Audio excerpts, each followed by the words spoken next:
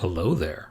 Welcome to Board Gems. In this video, I'm going to be comparing two editions of what are essentially the same game. The original is called Löwenherz. It was originally published by Goldsieber in Germany in 1997. Its sequel in Germany was also called Löwenherz, but is most commonly known in English as Domaine, which was originally published in 2003 by Kosmos. I'm going to call the original Löwenherz and the new one Domaine. Löwenherz is in that classic large Goldsieber box. Kosmos's is a standard square box, standard for them, and you see it all over the place in games like Ticket to Ride and whatnot. Volume-wise, though, pretty similar. Similar height, one is longer and narrower, but volume-wise about the same. Looking at the backs of the boxes, Löwenherz shows kind of a zoomed-in image of the game, whereas Domaine takes a step back and shows you the whole play area. The back of Domaine doesn't show the stats, the recommendations, but they're basically the same, 2 to 4 players, ages 12 and up. I actually disagree with that. I think, at least for Domaine, 10 and up is fine. And Löwenherz says 60 to 90 minutes, Domaine just says 60. It is a truism that the longer a rules explanation is, and the longer a rules book is, the more complicated a game seems, and that is definitely the case in Löwenherz. There are a fair number of diagrams, but you can't deny that it's just a lot of text to go through. They do go through a lot of effort to try to clarify everything. Domaine's rulebook is a bit more concise, which I think works in its favor. Still has a fair number of examples, and I think is pretty clear, but just being 4 pages is a little less intimidating.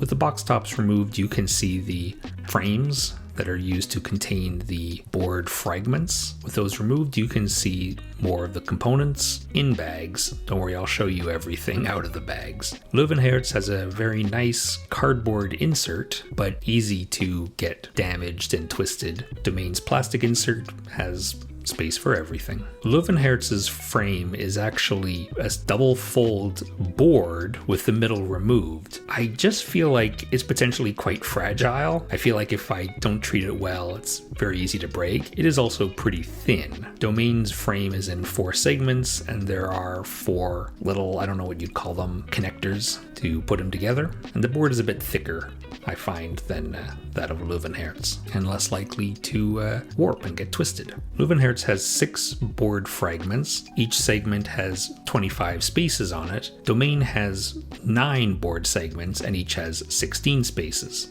The spaces are actually exactly the same size. The 6 segments in Löwenherz are arranged in a 2x3 pattern, resulting in a playfield 15 by 10 or 150 spaces. Domaine's is 12 by 12 or 144 spaces. So basically the same. Domaine's is slightly smaller. The art style is, of course, extremely different. Löwenherz goes for more of a classic manuscript kind of look, I suppose, whereas Domaine's is definitely a more common style that you find in lots of board games. Löwenherz's wall segments look like walls. Domaine's walls don't really look like walls, they look like tombstones. Visually, I don't like the look of Domaine's walls as much, but I do have to admit they are much easier to pick up.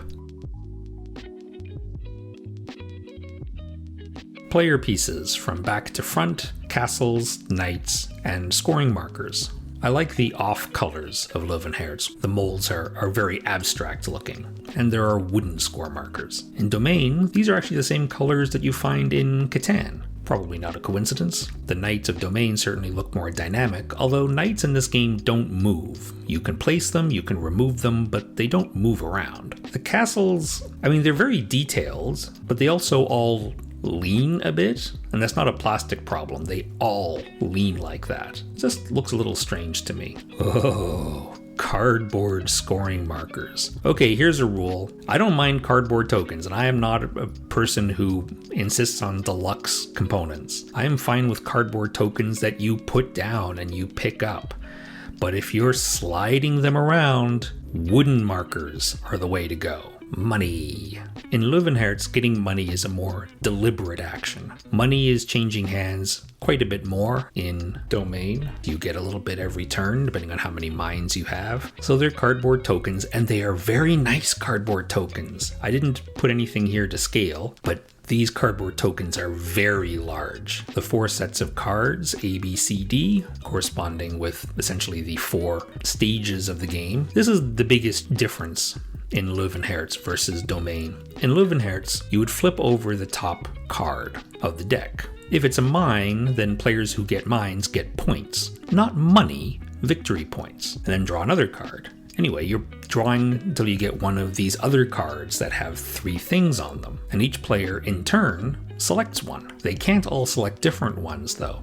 There's a guarantee that 2 players are going to have to pick the same one, or sometimes more than 2, at which point there's a negotiation and then an auction to determine who actually does the action. Auctions aren't for everybody. Negotiation certainly isn't for everybody. Domaine does away with that. Instead, there are cards that you can purchase and also sell for money, and these cards do the actions you need. I should point out that Domaine has more abilities, more things you can do on the actual cards. Some of the actions in Löwenherz are instead put into a separate politics deck. And this photo shows all the components specific to Löwenherz except that one in the bottom right, which is the king marker in Domaine, and you use that to mark the victory point endgame condition. So for example, you're playing a 4-player game, you'll put this on the 30-point space and the game will end when somebody reaches 30. Anyway, the rest of the components here are Löwenherz. On the top,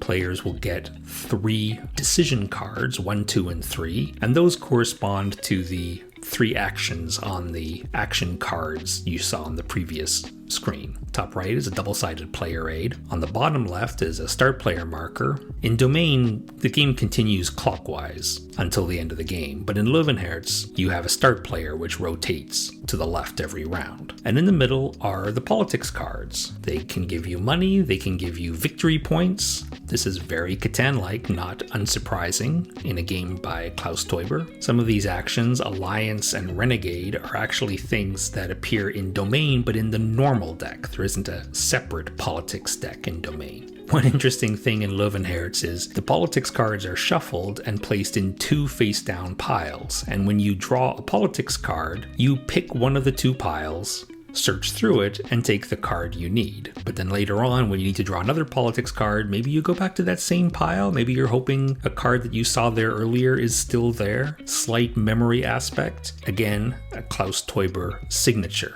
This is also you see in something like Rivals for Catan and Starship Catan. Thanks for watching. Remember, older games like Löwenherz and Domaine don't stop being good just because newer games come out. Take care.